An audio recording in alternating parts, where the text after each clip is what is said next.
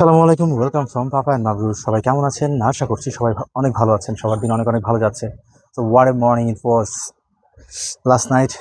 Round of 16-এ Argentina ইজিপ্টকে 3-2 গোলে ম্যাচ হারিয়েছে, যেটা আমরা সবাই জানি। সো এই ম্যাচ নিয়ে কিছু কথা বলার জন্য চলে আসলাম। হয়তো আমার এই কথাগুলো অনেকের ভালো লাগবে, অনেকের ভালো লাগবে না।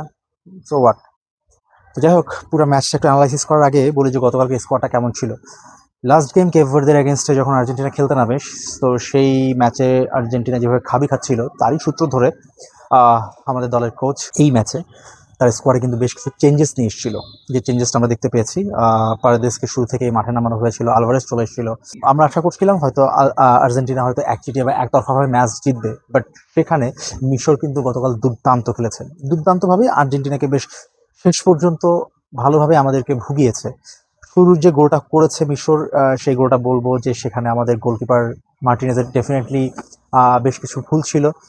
কজ এরকম ভাবে লব করে যখন ক্রস করে তখন কিন্তু সে কিন্তু গিয়ে বলটা ফিক্স করে ক্লিয়ার করতে পারতো, বাট এমি কিন্তু বক্সের মধ্যেই ছিল এবং সে কিন্তু বলটা ফিক্স করার জন্য যায়নি, একটু স্টাক হয়েছিল। তারই বদৌলতে কিন্তু গোলটা কনসিড করা আর্জেন্টিনা শুরুতেই।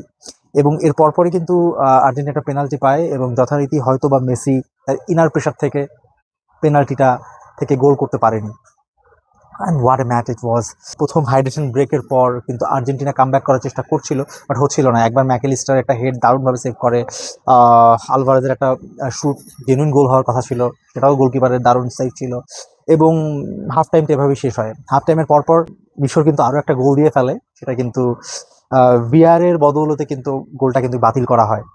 তারপরে যেন আরো অল আউট অ্যাটাকে গিয়ে মিশর আরো একটা গোল করে, যেটা কিন্তু সত্যি আর্জেন্টাইন সাপোর্টারদের জন্য বেশ সারপ্রাইজিং একটা প্যাকেজ ছিল। এবং এবারে ওয়ার্ল্ড কাপে আমরা যে জিনিসটা দেখতে পেয়েছি সেটা হচ্ছে যে হাইড্রেশন ব্রেকের পর কিন্তু প্রতিটা দল কিন্তু প্রতিটা খেলা দারুণভাবে কিন্তু রিভার্স হয়ে যায়, যেটা কিন্তু গতকালকের ম্যাচে কিন্তু আমরা দেখতে পেয়েছি।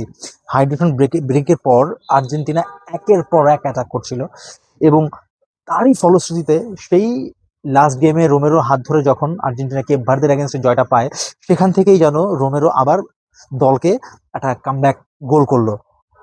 এরপর মেসিময় মোমেন্টস, মেসির ওই প্রথম গোলের অ্যাসিস্ট, দ্বিতীয় গোল মেসি বানিয়েছে, মেসি বানিয়ে গিয়ে আবার পজিশনে গিয়েছে, মেসির পায়ে বল এসছে এবং অলমোস্ট +100+ গতির একটা shoot, goal, match equal.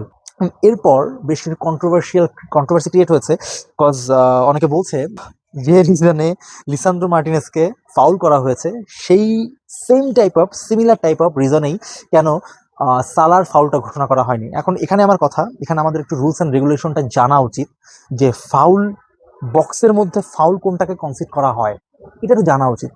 In ডিটেলসে আমি বললেও আপনারা হয়তো মানতে চাইবেন না, তাই আমি চাইবো আপনারা নিজেরাই অ্যানালাইজ করুন, নিজেরাই সার্চ করুন আমাদের ল কি বলে, ফুটবলের ল কি বলে, ল ওয়াইজ জিনিসটা কি ছিল, আপনারা এটা রেজাল্ট দেন। অলরেডি অনেক expert, most of expert football expert যারা রয়েছে তারা এটা সম্পর্কে মতামত দিয়ে দিয়েছে, আপনাদের জানার কথা। আমি এটা নতুন করে কিছু বললাম না। এরপর আর একটা চেঞ্জ করা হয় ম্যাচের মধ্যে, লাউতারো মার্টিনেজ। মার্টিনেজ কিন্তু গতকাল দুর্দান্ত ছিল, যতক্ষণ মাঠে ছিল, যতটুকু সময় বেশি ড্রিবল করেছে, দারুণ লেগেছে। এবং সে যে 3 নম্বর গোলটা, যে অ্যাসিস্টটা, যে ক্রসটা করেছে, মাথা নষ্ট। মানে লাউতারো গতকালকে নট অনলি ট্যাপিং মাস্টার ও নট অনলি যে নাম্বার 9 এরকম রোল প্লে করেনি, গতকাল সে প্লে মেকিং করেছে ওই লাস্ট মোমেন্টের ওই কিছু সময়। এবং গতকাল মেসি যেন সেকেন্ড হাইড্রেশন ব্রেকের পর মানে নিজেকে উজাড় করে দিচ্ছিল, নিজেকে নিংড়ে দিচ্ছিল পুরো। বল নিয়ে বেশ কয়েকবার বক্সের মধ্যে ঝুঁকে বল বানিয়ে ফেলেছে। এরকম মেসিকে প্রাইম মেসি যখন ছোটবেলায় মেসি ছিল তার কাছ থেকে এই পারফরমেন্সটা তখন দেখা গিয়েছিল, এভাবে তেড়ে ফুয়ে মেসি যে বক্সের মধ্যে ঢুকে যায়, যেটা গতকালকে ম্যাচে আমরা দেখতে পেয়েছি।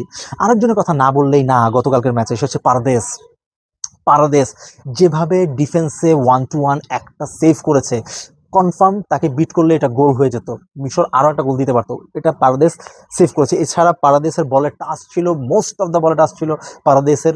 পারাদেসের পারফরমেন্স গতকাল সুপার ছিল, এক কথা super.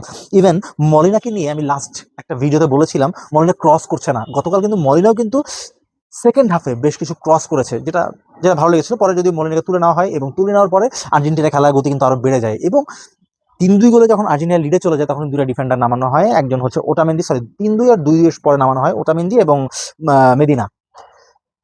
So overall definitely the greatest comeback ever. In world cup, যে 2 গোলে পিছিয়ে থাকার পর 3টা গোল দিয়ে ম্যাচ জিতেছে, তাও 90 মিনিটের মধ্যে। সুপার, এটা একটা আই ট্রিট ছিল। এবং পেনাল্টির ক্ষেত্রে মেসির যে নার্ভাসনেস, সেটা আমরা আরও একবার দেখলাম।